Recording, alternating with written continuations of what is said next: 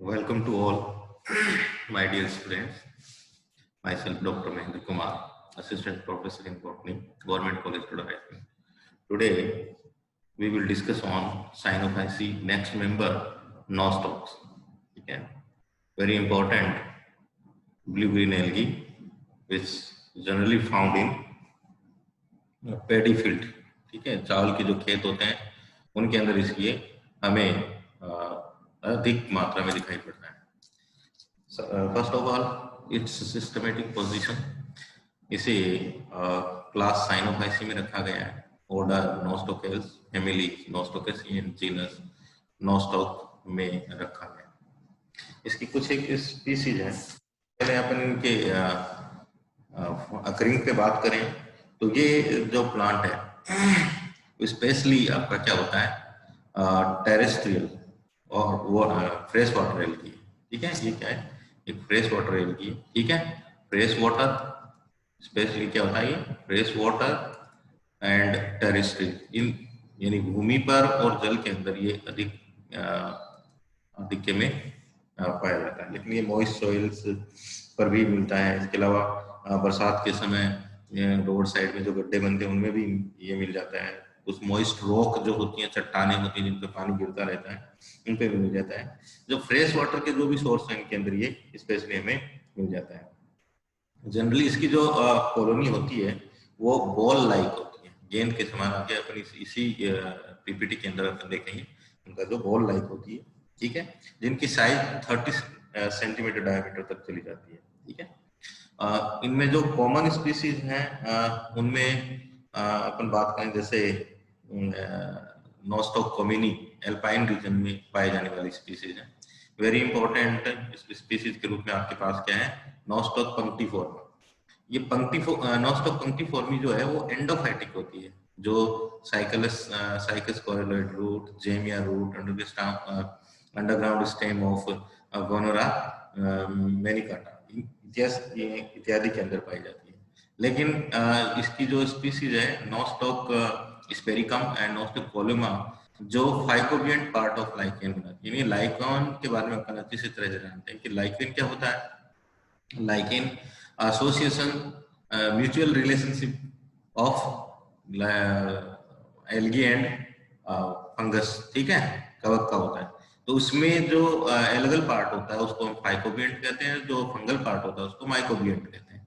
तो ये जो दोनों स्पीसीज हैं वो जनरली आपको क्या मिलती है, लाइकेन के इस सिम्बायोटिक रिलेशनशिप के अंदर फाइकोबियंट पार्ट बनाते हैं. ठीक है, इसके अलावा देसिकाचार्य के अनुसार नोस्टॉक की इंडिया के अंदर लगभग 23, ठीक है, 23 जातियां इंडिया के अंदर. इन इंडिया इसकी आपकी 23, ठीक है, स्पीसीज यहाँ पर इसकी खोजी गई है अकॉर्डिंग टू देसिकाचार्य, जिसमें Nostoc punctiforme, Nostoc endophytum, Nostoc rivulare, Nostoc ellipsosporum, Nostoc muscorum, Nostoc calcicola, Nostoc sphaericum and Nostoc hatei. ये कुछ इंपॉर्टेंट स्ट्रक्चर्स हैं. We can see in this picture. इसके थैलस स्ट्रक्चर की बात करेंगे अपन. तो जनरली इसका जो थैलस होता है वो ट्राइकॉम्स से बना होता है. और ट्राइकॉम इसका जो सिंगल तंतु होता है उसमें बीडेड लाइक या मणिकाकार कोशिकाएं एक चैन के रूप में जुड़कर इस ट्राइकॉम का निर्माण करती हैं. तो ये अपन इस डायग्राम में यूजुअली अपन यहाँ पे ये देख रहे हैं. ये आपका क्या, आपका इसी तरह का चैन जिसमें मणिकाकार कोशिकाएं आपस में जुड़कर चैन लाइक स्ट्रक्चर बना. यहाँ बीच बीच में ये जो स्ट्रक्चर दिख रही है इसको अपन क्या बोलते हैं, हिट्रोसिस्ट कहते हैं. इस पे भी अपन आगे बात करने वाले कि हिट्रोसिस्ट होती है. क्योंकि इस मणिकाकार जो सेल्स होती हैं वो आपस में ज्वाइन होती हैं और जुड़ने पर एक इसका ट्राइकॉम का निर्माण होता है. और ये ट्राइकॉम्स असंख्य मात्रा में आपस में जुड़कर इसका निर्माण, इसके थैल जो कॉलोनी होती है कॉलोनी का निर्माण करते हैं. देन इसकी जो ट्राइकॉम होती है इसके प्रत्येक सेल के बाहर ठीक है, म्यूसिलेज की सीट पाई जाती है। ट्राइकोम जो होता है वो मुड़ा हुआ, ठीक है, ट्विस्टेड कंडीशन में मिलता है। इसी तरह के बहुत सारे जो ट्राइकोम्स हैं वो इंटरट्विन्ड होकर इस प्रकार की संरचना होता है। ट्राइकोम जनरली अनब्रांच होता है। अपने इस डायग्राम में देख रहे हैं कि कहीं पे भी ये ब्रांच नहीं मिलेगा, अनब्रांच्ड इसमें होंगे ट्राइकोम, ठीक है। और ट्राइकोम्स के बीच में हमें ये जो सेल्स नजर आ रही हैं हीटरोसिस्ट होती है, जिसकी जो भित्ति होती है वो काफी मोटी हो जाती है, और इसके यहाँ वाला जो पोर्शन होता है उस वाले पोर्शन की अंदर की जो पार्ट होती है वो आपस में इस तरह से मिलकर क्या बना देती है, पोलर नोड्यूल बनाती है। इन पोलर नोड्यूल्स के अंदर सूक्ष्म छिद्र भी पाया जाता है। तो दो पोलर नोड्यूल्स यहाँ पर अरेंज होती हैं। इनमें इसकी जो भित्ति होती है वो सेलुलोज की बनी होती है और मिकोपेप्टाइड की भी बनी होती है। वो हम इसकी सेल स्ट्रक्चर के अंदर इसमें बात करेंगे। बीच बीच में इस कुछ भोज्य पदार्थों को संग्रहित करके कुछ सेल्स आकार में थोड़ी बड़ी हो जाती हैं, जो चैन के रूप में यहाँ पे दिखाई देती है। इन थिक वॉल्ड सेल्स को हम एकाइनिड्स कहते हैं, जो इस डायग्राम में नेक्स्ट हम इसमें देखते हैं। इसमें वाले में पोर्शन में अपन देखते हैं, ये बॉल लाइक इसकी कॉलोनी है, तो जिसकी साइज पिन हेड से लेके 30 सेंटीमीटर तक हो जाती है, ठीक है, 30 सेंटीमीटर तक हो जाती है। और इसकी जो बाहरी भित्ति होती है वो पेलिकल से ढकी रहती है, ठीक है। में असंख्य करोड़ों इस तरह के तंतु, यदि अपनी इस कॉलोनी को तोड़कर देखते हैं तो हमें असंख्य जो ट्राइकोम्स हैं वो इस तरह से इंटरट्विन्ड होते नजर आएंगे। ये जो बॉल है इसके अंदर अपन देखेंगे तो चारों ओर ये म्यूसिलेज से घिरा हुआ पार्ट होता है। इस म्यूसिलेज के अंदर ये ट्राइकोम्स क्या होंगे, धसे हुए मिलेंगे, ठीक है। तो ये म्यूसिलेज पार्ट है जिसके अंदर ये हमें धसे हुए दिखाई पड़ते हैं, ठीक है। एक इंडिविजुअल ट्राइकोम को अपन देखते हैं, ये स्ट्रक्चर अपन अंडर माइक्रोस्कोप भी देख सकते हैं, जैसे अपन डायग्राम के अंदर प्रूव कर रहे हैं। तो माइक्रोस्कोप के अंदर देखेंगे तो हमें यही स्ट्रक्चर दिखाई पड़ेगी। एक इंडिविजुअल ट्राइकोम की स्ट्रक्चर देखें तो ये वो पार्ट ट्राइकोम से जिसमें ये मणिकाकार कोशिकाएं आपस में जुड़कर इस तरह से एक ट्राइकोम बनाती हैं, जो हमें मणिकाकार दिखाई देता है। जैसे अपने पास मोतियों की माला हो उस तरह का ये स्ट्रक्चर बनता है। इसके चारों ओर ये क्या है, आपकी म्यूसिलेज सीट है। जगह जगह पे बीच में यहाँ पर क्या मिलती है, इसके अंदर हेट्रोसिस्ट सेल्स मिलती हैं, जो थिक वॉल्ड होती हैं, थिक वॉल्ड सेल्स होती हैं, वो जो हमें इसमें जगह जगह पे दिखाई पड़ती है। इन सेल्स के अंदर, इन सेल्स के अंदर पोलर न्यूडल्स मौजूद होता है, ठीक है। पोलर न्यूडल जिनके अंदर हमने पहले बात कर ली थी, ठीक है। साथ साथ में इनके अंदर जो भोज्य पदार्थ संग्रहित होता है उसको क्या होता है, वो साइनोकाइसिन ग्रैन्यूल्स होती है, जिनके अंदर आपको भोज्य पदार्थ मिले। ये वो पार्ट जो भी मैं बता रहा था, कुछ सेल्स जो होती हैं उनके ऊपर भित्ति क्या होती है, थोड़ी सी मोटी हो जाती है, और भोज्य पदार्थ इनके अंदर साइनोकाइसिन स्टार्च के रूप में जमा हो जाता है। इन पार्ट्स को अपन क्या कहते हैं, एकाइनिड्स। इनको आर्थ्रोस्पोर्स भी कहा जाता है, रेस्टिंग स्पोर भी इनको कहा जाता है, जो आगे अंकुरित होकर फिर एक नए ट्राइकोम्स का डेवलपमेंट करते हैं।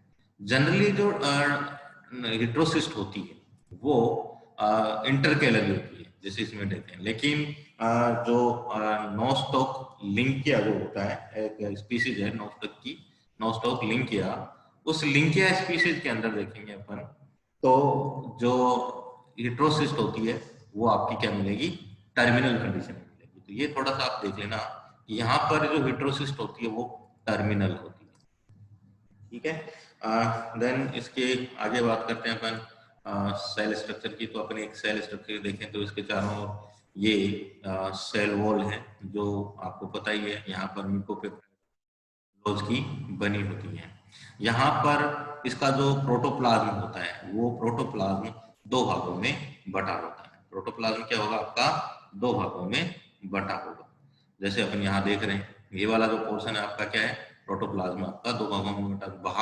बाहरी जो प्रोटोप्लाज्म है उसको हम क्या बोलते हैं, क्रोमोप्लाज्म कहते हैं, ठीक है, जिसमें थाइलेकोइड्स लेमिली पाई जाती है, जिनके अंदर क्या अटैच रहता है आपका पिगमेंट, पिगमेंट के बारे में अपन ने पहले वाले प्लांट में क्लोरोफिल ए, इसके साथ में सी फाइकोसाइनिन, सी फाइकोसाइरिथ्रिन और साथ में कुछ कैरोटीन्स, ठीक है, वाले पार्ट भी इसके अंदर पाए जाते हैं।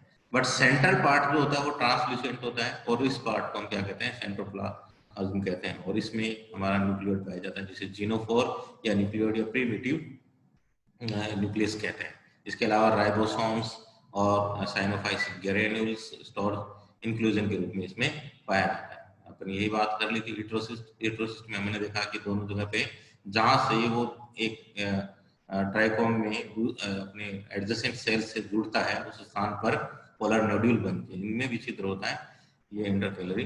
तो ये कि सेल में आगे देखें अपन, इसमें सेल वाल आपको पता है म्यूकोपेप्टाइड की कुछ मात्रा में इसमें सेलुलोज भी मौजूद होता है। Protoplasm divide in two parts, pigments, pigment इसमें क्लोरोफिल ए के साथ में सी फाइकोसाइनिन,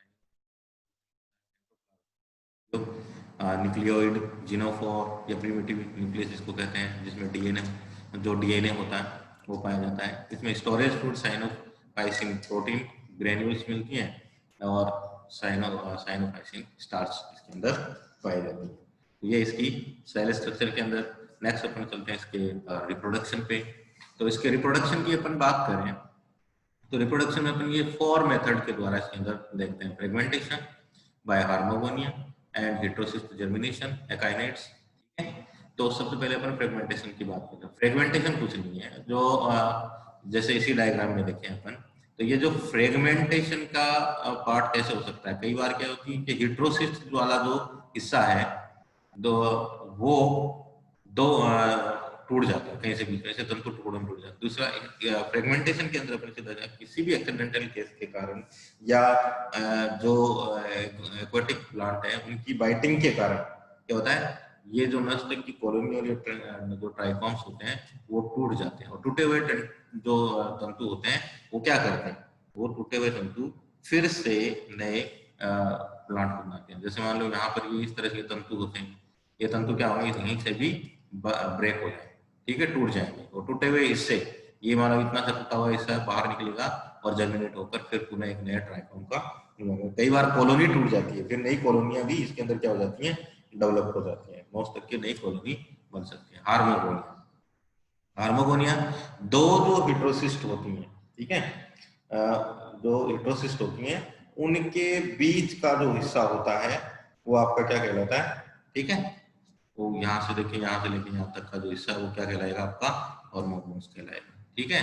ये हार्मोगोन्स जो होते हैं हेटेरोसिस्ट के बीच वाला हिस्सा जब अलग हो जाता है, ठीक है, और अलग होकर शॉर्ट लेंथ होता है और अलग होकर नए प्लांट्स का निर्माण कर लेता है इसके चारों, ठीक है। ये का इसमें हेटेरोसिस्ट जर्मिनेशन के अंदर देखें अपन, तो ये हेटेरोसिस्ट, इसमें क्या होता है कि हेटेरोसिस्ट जनरली का इसका जो जीव द्रव्य होता है इनएक्टिव होता है, ठीक है, और ये ज्यादातर नाइट्रोजन फिक्सेशन के अंदर सबसे ज्यादा इंपॉर्टेंट रोल अदा करती है। इसका जीव द्रव्य कई बार एक्टिव हो जाता है और डिवाइड होकर पहले 2 सेल बनाता है, फिर इन 2 सेल में डिवाइड होता है तो 4 सेल क्या बना लेता है, एक न्यू बोर्न तंतु बनाती है, ट्राइकोम बनाती है। ये तंतु आगे बढ़ने पर हिस्टोसिस्ट की वॉल फट जाती है और तंतु फ्री होकर फिर आगे डेवलप होकर नए तंतु का नए ट्राइकोम का निर्माण होता है। ये ऐसी जो घटना हमें नॉस्टॉक कॉलोनी के अंदर देखने को मिलती है। नेक्स्ट इसके अंदर एंडोस्पोर के द्वारा भी होता है। बाय एंडोस्पोर, एंडोस्पोर में क्या होता है कि जो नॉस्टॉक तंतु की जो सेल्स होती हैं, ठीक है, जैसे ये अभी हार्मोगोनिया की बात कर ली अपन ने, हार्मोगोनिया ये तंतु इस तरह से छोटे छोटे जो पार्ट्स होते हैं ट्राइकॉम्स के, वो पार्ट्स आगे बढ़ करके इसमें नए तंतु का निर्माण कर लेते हैं। यहाँ पर अपन देख रहे हैं ये वाला हिस्सा है एंडोस्पोर के, एक जो सेल होती है उसी सेल के अंदर लगा हुआ जो हार्मोगेनियम सेल्स होती है उसमें के अंदर की जो सेल्स होती हैं वो डिवाइड होकर अंदर ही अंदर डिवाइड होकर सेल्स का निर्माण कर लेते हैं, सेल्स का गुच्छा बना लेती हैं, और वही सेल के गुच्छा आपस में जुड़कर फिर एक नए ट्राइकोम का निर्माण करती है। नेक्स्ट अपना इसके अंदर बात करें एक बार वापस अपन अकाइनेट्स की, ठीक है। अकाइनेट्स यहाँ पर देख रहे हैं वो सेल्स, ठीक है, जिनके अंदर फूड मटेरियल स्टोर हो चुका है, जिनकी सेल वॉल ठीक हो जाती है। ये कोल्ड और ड्रॉट रेजिस्टेंट होते हैं, यानी कोल्ड और ड्रॉट रेजिस्टेंस को बचाए रखते हैं, और इनको हम आर्थ्रोस्पोर भी कहते हैं, आर्थ्रोस्पोर्स भी कहते हैं। ये ठीक है, अंकुरित होकर ये कुछ समय रेस्ट करके और अंकुरित होकर फिर से नए प्लांट का निर्माण कर लेते हैं। तो इस तरह से स्टूडेंट्स हम देखते हैं कि ये जो प्लांट है इसका लाइफ साइकिल कंप्लीट होता है। Thank you so much all of you, best wishes.